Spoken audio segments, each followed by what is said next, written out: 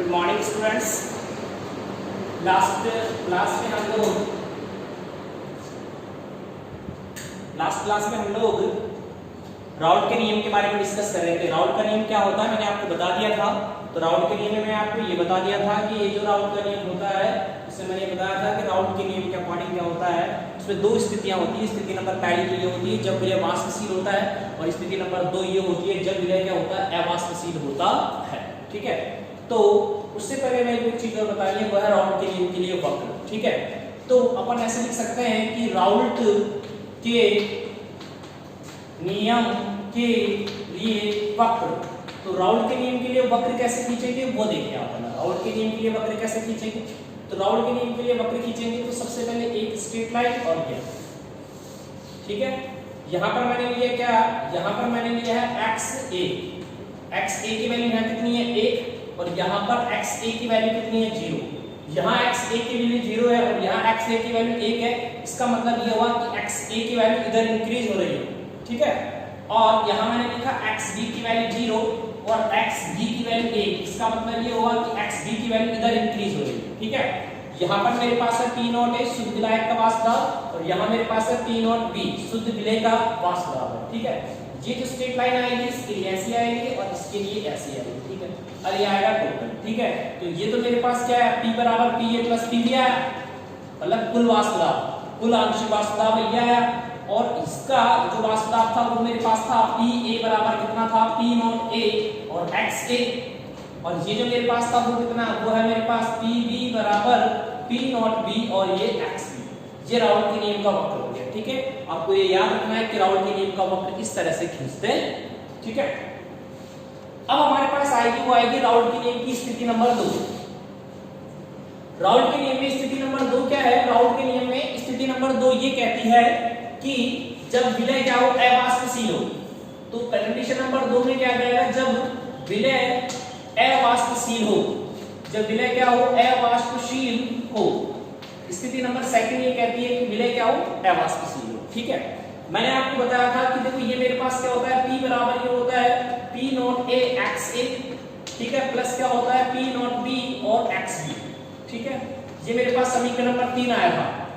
अब यहां पर यदि विलय अवाष्पशील है, यदि विलय अवाष्पशील है ना, तो क्या करेंगे, P नॉट B और XB की वैल्यू मेरे पास 0 आ जाएगी। P नॉट B और XB की वैल्यू क्या आ जाएगी, 0 आ जाएगी। तो हम इसको ऐसे लिख सकते हैं, P बराबर मेरे पास आएगा, P बराबर आ जाएगा P नॉट A और XA। ठीक है, वही हमें पता है कि XA प्लस XB ये तो कितना होता है 1, तो XA बराबर क्या आ जाएगा, XA बराबर आ जाएगा 1 माइनस XB। ठीक है, दिस इज इक्वेशन नंबर 4 मान लेते हैं, इक्वेशन नंबर 5 मान लीजिएगा इसको। ठीक है, अब ये वैल्यू को इसमें रखेंगे तो ये मेरे पास आएगा P बराबर, ये मेरे पास आएगा P बराबर P नॉट A और XB यानी कि 1 माइनस XB आ जाएगी। ठीक है, अब इसको क्या करेंगे, P बराबर इसको मल्टीप्लाई करते हैं तो ये आएगा P नॉट A माइनस ये मेरे पास हो जाएगा P not B, P not A और XB, P नॉट A और XB, ये हो जाएगा ना। ठीक है, अब अपन क्या करते हैं, इसको तो मैं इधर ट्रांसफर करता हूं, इसको इधर ट्रांसफर करता हूं, तो ये मेरे पास हो जाएगा P नॉट A XB बराबर क्या हो जाएगा मेरे पास, ये हो जाएगा P not A minus P। ये वाली वैल्यू इधर पक्षांतरित करेंगे, ये वाली इधर करेंगे। ठीक है, अब ये मेरे पास XB बराबर क्या हो जाएगा, ये हो जाएगा P not A minus P, P not A minus P अपन क्या हो जाएगा P नॉट A। ठीक है, ये मेरे पास समीकरण नंबर कौन सा आ जाएगा, 6 आ जाएगा। ये देखिए ये जो क्रम से ये वाष्प दाब अवनमन को व्यक्त करती है, और ये XB क्या है, वो है विलय के मोलन से। तो सीधा से क्या हो जाएगा, समीकरण नंबर 6 ये दर्शाता है, समीकरण नंबर 6 ये दर्शाता है कि वाष्प दाब में जो आपेक्षिक अवनमन होता है ना, वो विलय के मोलन्स के समानुपाती होता है। समीकरण नंबर 6 ये दर्शाता है कि वाष्प दाब में आपेक्षिक अवनमन विलय के मोलन्स के समानुपाती होता है, कि वाष्प दाब में आपेक्षिक अवनमन जो होता है वो विलय के मोलन्स के समानुपाती होता। ठीक है, यहां तक तो ये हमारे पास आ गया राउल्ट के नियम की दूसरी स्थिति आ गई। ठीक है, यहां तक आई थिंक चीजें क्लियर हो गई होगी, कोई डाउट नहीं होगा।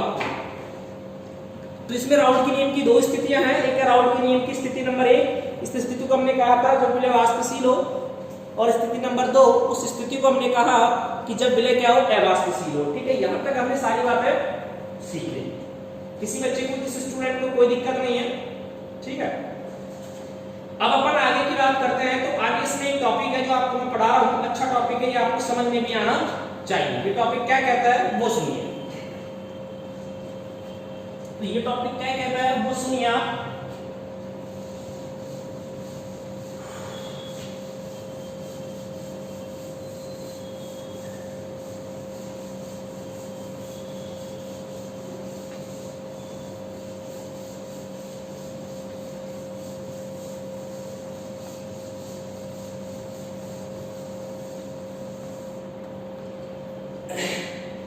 पहली स्थिति जो आपको सुननी है वो, पहली स्थिति ये कहती है कि सबसे पहले हमारे पास टॉपिक है वो है आदर्श विलयन। सबसे पहला जो टॉपिक है वो मेरे पास है आदर्श विलयन की। आदर्श विलयन क्या होता है, ठीक है। तो आदर्श विलयन का मतलब होता है जो राउट के नियम का ऐसा विलयन। आदर्श विलयन को अगर मैं डिफाइन करूं तो ऐसा विलयन, ऐसा विलयन, ऐसा विलयन जो समस्त, ऐसा विलयन जो समस्त ताप, ऐसा विलयन जो समस्त ताप व सांद्रता पर राउट के नियम का पालन करता है, राउट के नियम का पालन करता है, आदर्श विलयन कहलाता है। पालन करता है, आदर्श विलयन कहलाता है। तो सीधी सी हमारे पास डेफिनेशन क्या हो गई, आदर्श विलयन किसे कहते हैं। तो आदर्श विलयन का मतलब, आदर्श विलयन की हमको डेफिनेशन लिखनी है। तो एक ऐसा विलयन जो समस्त ताप, दाब और सांद्रता पर राउट के नियम का पालन करता है, आदर्श विलयन कहलाता है। एक ऐसा विलयन जो समस्त ताप, दाब और सांद्रता पर राउट के नियम का पालन करता है वो आदर्श विलयन कहलाता है, ठीक है। अब आदर्श विलयन की शर्तें क्या है देखिए वो। तो पहली शर्त है मेरे पास आदर्श विलयन की शर्तें। आदर्श विलयन की शर्तें, तो आदर्श विलयन की शर्तें में पहले नंबर 1 आदर्श विलयन की शर्तें। आदर्श विलयन की शर्तें में पहली शर्त मेरे पास क्या आएगी, पहली शर्त यह है कि आदर्श विलयन की सबसे पहली यह है कि राउट के नियम का पालन करना चाहिए। पहली क्या शर्त यह आएगी कि राउट के नियम का पालन करना चाहिए, पहली शर्त ये कहती है कि आपको राउट के नियम का पालन करना चाहिए, ठीक है। राउट का नियम क्या होता है, राउट का नियम होता है पी ए बराबर पी नॉट ए और एक्स ए, और पी बी बराबर होता है पी नॉट बी और एक्स बी। राउट का नियम है, तो ये आपको पालन करना चाहिए, पहली शर्त है। दूसरी शर्त राउट ये कहता है कि विलय और विलायक को मिलाने पर आयतन में परिवर्तन नहीं होना चाहिए, अर्थात डेल्टा बी मिक्स बराबर 0 आना चाहिए। कहने का मतलब ये है कि विलय और विलायक को जब आप मिश्रित करते हो तो आयतन में कोई परिवर्तन नहीं होना चाहिए, अर्थात विलयन का आयतन अपरिवर्तित रहना चाहिए, डेल्टा बी मिक्स 0 होना चाहिए। तीसरा ये क्या कहता है, तीसरा ये कहता है कि विलय और विलायक को जब आप मिलाओ ना तो एंथैल्पी में परिवर्तन भी शून्य आना चाहिए। जब आप विलय और विलायक को मिलाओ तो एंथैल्पी में परिवर्तन भी शून्य आना चाहिए। विलय और विलायक को मिलाने पर एंथैल्पी में परिवर्तन शून्य आना चाहिए। इसका मतलब ये हुआ न तो विक्रिया ऊष्मक्षेपी होनी चाहिए और न ही विक्रिया ऊष्मशोषी होनी चाहिए। चौथी चीज जो इसमें आती है ये आती है कि विलय की ये विलायक क्या आबद्ध हो गए, एक मेरे पास आ गया बी, ये क्या हो गया विलय क्या आबद्ध, ये तुल्य होने चाहिए किसके, ए बी, विलय के आबद्ध के तुल्य होने चाहिए। तो ये हमारे पास आदर्श विलयन हो गया। आदर्श विलयन का मतलब क्या होता है, आदर्श विलयन का मतलब होता है एक ऐसा विलयन, आदर्श विलयन का मतलब होता है एक ऐसा विलयन जो समस्त ताप, दाब और सांद्रता पर राउट के नियम का पालन करता है। एक ऐसा विलयन जो समस्त ताप, दाब और सांद्रता पर राउट के नियम का पालन करता है, आदर्श विलयन कहलाता है। उसके बाद में हमारे पास आई थी आदर्श विलयन की शर्तें। कि आदर्श विलयन की क्या शर्तें होती हैं। आदर्श विलयन के लिए ये होता है कि पहली बात तो राउट के नियम का पालन करना चाहिए, अर्थात पी ए इक्वल्स टू होना चाहिए P not A X A, P B equals to होना चाहिए P not B X B, और delta B mix equals to 0 होना चाहिए, delta H mix equals to भी 0 होना चाहिए, ठीक है। और मेरे पास ए और बी इक्वल्स टू होना चाहिए ए बी। तो ये राउट का नियम हमारे पास है, अर्थात आदर्श विलयन की बात है। अब हम बात करेंगे बेटा अनादर्श विलयन की। अनादर्श विलयन, तो अनादर्श विलयन का पहली बात क्या है कि अनादर्श विलयन क्या होता है, ऐसा विलयन जो राउट के नियम का पालन नहीं करता वो अनादर्श विलयन कहलाएगा। सीधी सी बात है, जो राउट के नियम को पालन करता है वो आदर्श विलयन, और जो राउट के नियम का पालन नहीं करता उसे अनादर्श विलयन कहते हैं। तो सीधी सी एक लाइन की डेफिनेशन हमें लिखनी है, जो राउट के नियम का पालन नहीं करता समस्त ताप सांद्रता पर वो अनादर्श विलयन कहलाता।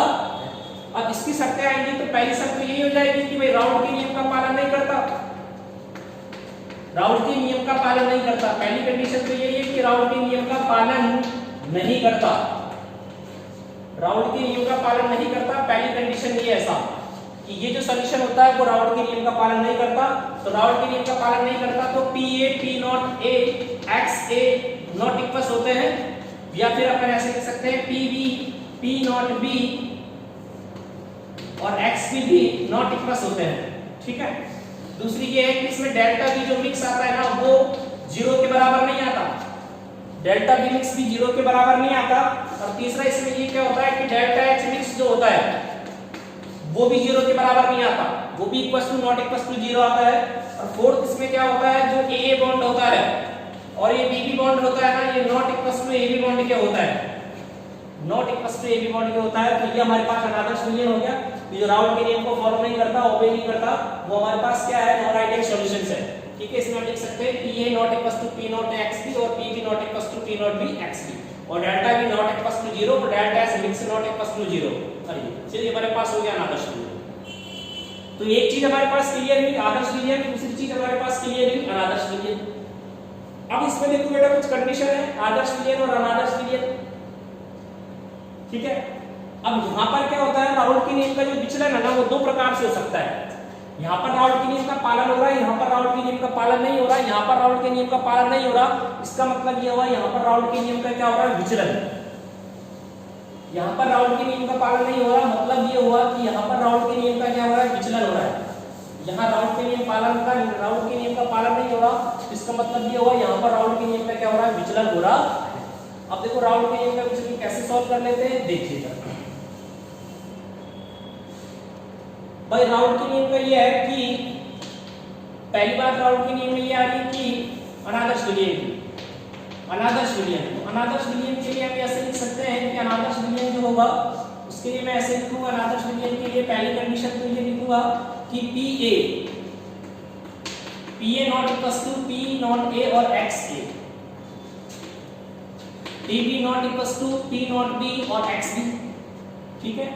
दूसरा मैं लिखूंगा कि delta V mix not equals to 0। तीसरा मैं लिखूंगा delta H mix not equals to 0। Fourth में लिखूंगा A A and B B not equals to A B. ये रहा अनादर्श विलयन हो गया। अब इसका विचलन होता है तो इसका विचलन दो प्रकार से हो सकता है। कितने प्रकार से हो सकता है, दो प्रकार से हो सकता है। तो अपन लिख सकते हैं धनात्मक विचलन। पहला जो लिखेंगे वो लिखेंगे धनात्मक विचलन, पहला लिखेंगे धनात्मक विचलन और दूसरा हम क्या लिखेंगे, ऋणात्मक विचलन। राउल्ट के नियम का धनात्मक विचलन और दूसरा अपन क्या लिखेंगे, ऋणात्मक विचलन। तो राउल्ट के नियम के अगर अपन धनात्मक विचलन की बात करते हैं तो राउल्ट के नियम के धनात्मक विचलन की बात करेंगे तो मतलब वैल्यू ज्यादा ही आएगी। धनात्मक विचलन की बात करेंगे तो पहली कंडीशन ये आएगी कि पी ए ग्रेटर देन होगा P not A X A के, पी बी ग्रेटर देन होगा P not B X B के। ठीक है। दूसरी चीज क्या है, इसकी वैल्यू 0 से ज्यादा आनी चाहिए, मतलब ये पॉजिटिव आना चाहिए। इसका मतलब ये हो जाएगा कि delta V mix greater than 0 आएगा। तीसरी कंडीशन क्या कह रहा है, तीसरी कंडीशन ये कह रहा है डेल्टा एच पॉजिटिव आना चाहिए, तो delta H mix greater than 0 आएगा। ये भी क्या आएगा, ग्रेटर देन 0। ऐसे फोर्थ कंडीशन की बात करें तो ए ए बॉन्ड और बी बी बॉन्ड, बी होंगे ए बी बॉन्ड से। ठीक है।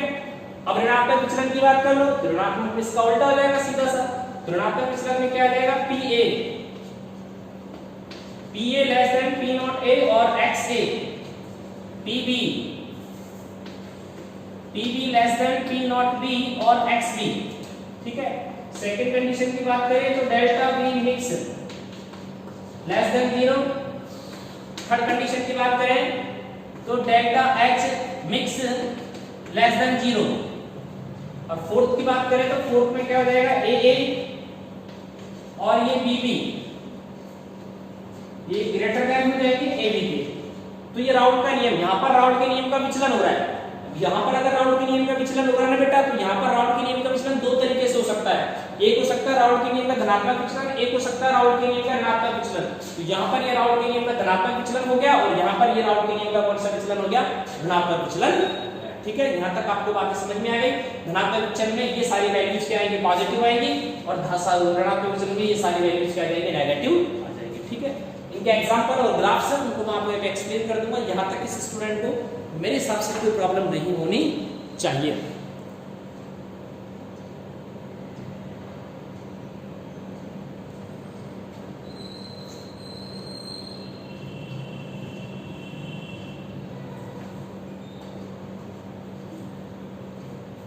अगले मैं इसको आपको ग्राफ के माध्यम से बता देता हूं कि ग्राफ से आप कैसे सीखोगे इसको, ठीक है। तो मैं इनके ग्राफ और बना के बता रहा हूं आपको, ग्राफ से आपको पता लग जाएगा कि कैसे कैसे क्या क्या करते हैं, ठीक है।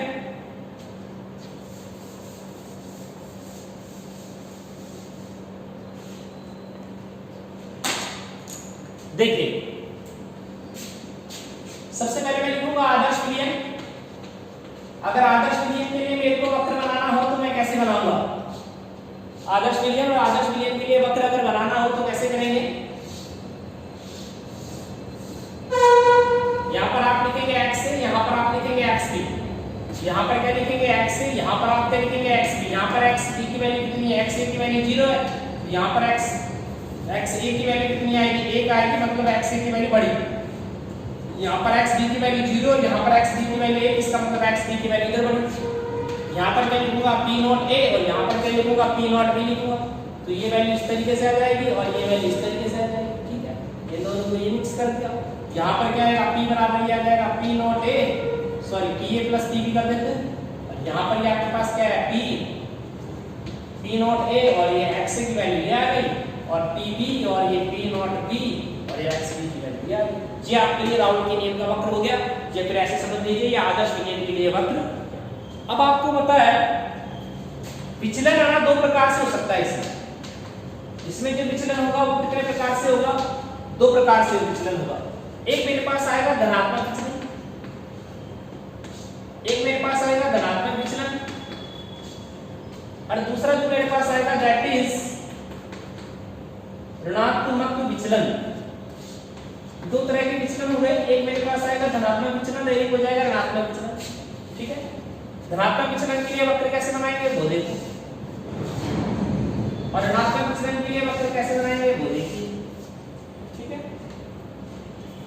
डाटा सारे वही रहेंगे, डाटा में कोई चेंज नहीं करना। ये हमारे पास क्या xa की वैल्यू कितनी है? 1, और यहाँ पर xa की वैल्यू कितनी है? 1, यहाँ पर xb की वैल्यू कितनी है? 0, और यहाँ पर xb की वैल्यू कितनी है? 1। इधर ये इसकी वैल्यू इंक्रीज हो रही है, इधर इसकी वैल्यू इंक्रीज हो रही है। सेम कंडीशन यहाँ करते हैं, xa की वैल्यू 1 है, यहाँ पर xb की वैल्यू कितनी है? 0।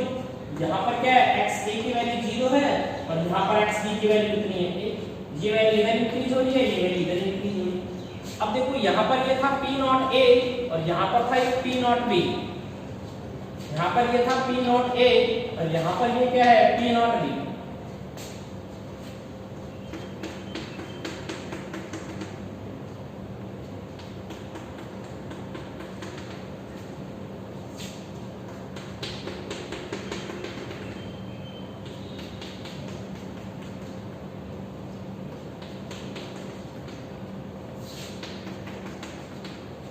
ठीक है।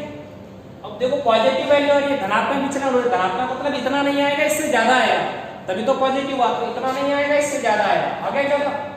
इसमें देखो ये क्या है? ये तो एग्जैक्ट वैल्यू इससे ज्यादा आएगा, तो ये देखो इससे ज्यादा आएगा और ये इससे ज्यादा हो गया। तो ये हो गया राउंड के नियम का धनात्मक विचलन। अब इसमें ऋणात्मक विचलन करोगे तो ये वैल्यू नहीं आएगी, इससे कम वैल्यू आएगी। ये कम हो गई वैल्यूज, ये कम वैल्यूज हो गई और ये कम वैल्यू हो गई, तो ये ऋणात्मक विचलन है। तो ये राउंड का नियम है। राउंड के नियम का बिल्कुल के लिए वक्र हो गया, या आदर्श विलयन के लिए वक्र हो गया। आदर्श विलयन का विचलन दो प्रकार से हो सकता है बेटा, एक धनात्मक विचलन हो सकता है, ऋणात्मक विचलन हो सकता है। तो ये धनात्मक विचलन का वक्र हो गया और ये मेरे पास हो गया ऋणात्मक विचलन का वक्र। यहाँ तक आपको सारी चीजें समझ में आ गई होगी आई थिंक। यहाँ तक, इससे आगे आपको कोई प्रॉब्लम नहीं है। अब कोई प्रॉब्लम नहीं आता, कर लोगे, ठीक है। चलो इससे आगे हम नेक्स्ट क्लास में बात करेंगे, ठीक है।